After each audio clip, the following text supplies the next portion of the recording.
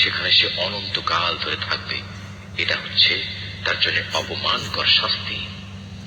واللاتي يأتين الفاحشة من نسائكم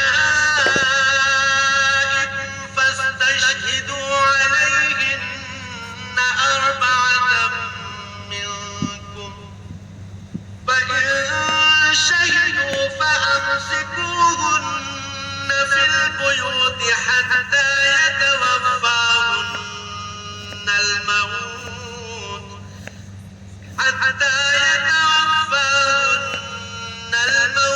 أو يجعل الله لهن سبيلا। তোমাদের নারীদের মধ্যে যারা ব্যভিচারের দুষ্কর্ম নিয়ে আসবে তাদের বিচারের উপর তোমরা নিজেদের মধ্যে থেকে 4 জন সাক্ষী জোগাড় করবে। অতঃপর সে 4 জন লোক যদি